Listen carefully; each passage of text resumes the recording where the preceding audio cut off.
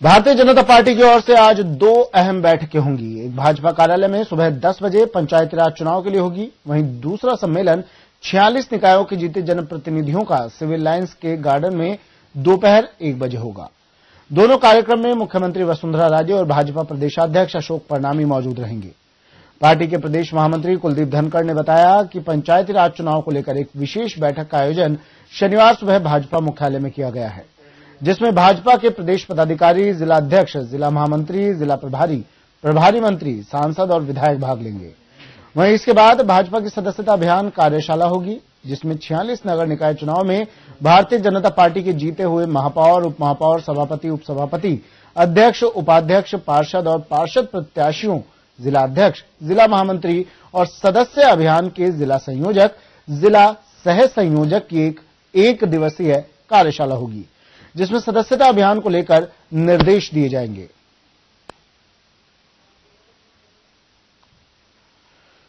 तो दो बैठकें आज भाजपा की होनी है।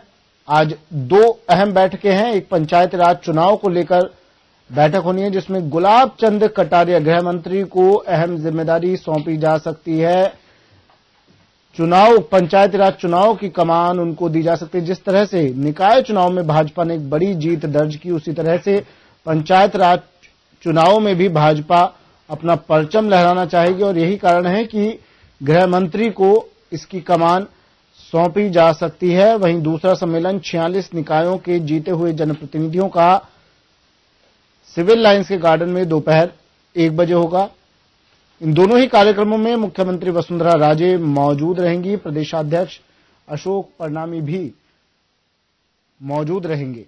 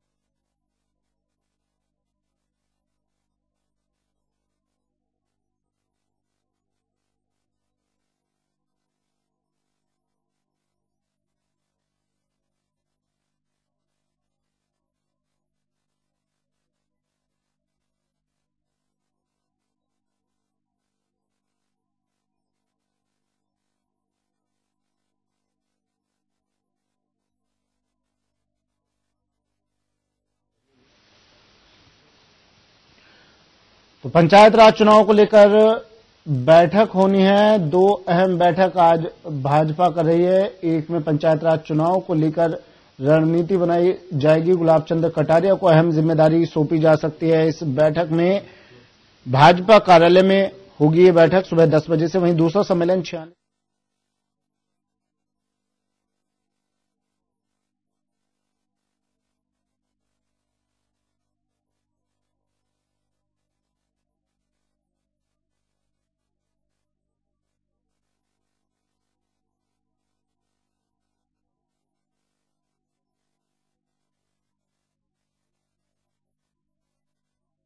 के बाद भाजपा की सदस्यता अभियान कार्यशाला होगी, जिसमें 46 नगर निकाय चुनाव में भारतीय जनता पार्टी के जीते हुए महापौर, उपमहापौर, सभापति, उपसभापति, पार्षद, पार्षद प्रत्याशी, सभी सदस्य, जिला महामंत्री और सदस्य अभियान के जिला संयोजक की एक दिवसीय कार्यशाला होगी, जिसमें सदस्यता अभियान को लेकर निर्देश दिए जाएंगे।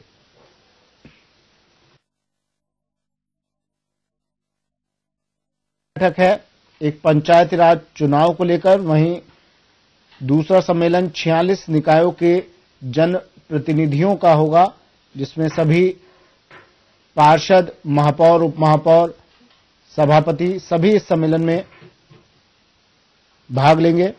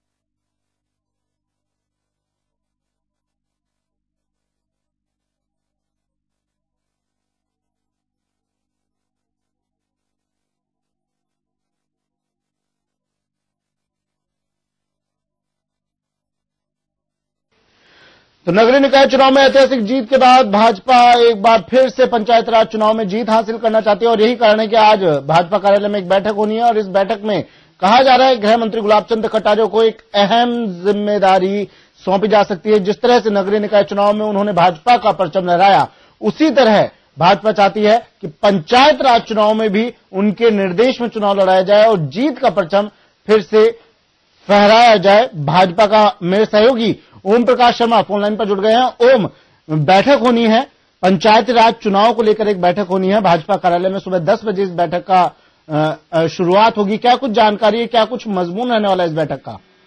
देखिए सुमित, जिस तरीके से निकाय चुनाव की जिम्मेदारी गुलाब चंद कटारिया को दी गई थी और उसके बाद जो अप्रत्याशित जो सफलता सामने आई थी, उसी को बीजेपी दोहराना चाहती है और आज की बैठक के लिए इसमें ऐलान हो सकता है कि पंचायत की चुनाव की जो जिम्मेदारी है वो गृह मंत्री गुलाब चंद कटारिया को दी जाए, क्योंकि कटारिया जिस तरीके से पंचायतों के पुनर्गठन की कमान भी कटारिया के हाथ में थी और कटारिया जब भैरव सिंह शेखावत के टाइम से ही जो सक्रिय कार्यकर्ता, सक्रिय नेता के रूप में पहचाने जाते हैं, पूरे देश में जाने पहचाने नेता है और कार्यकर्ताओं में उनकी पकड़ है।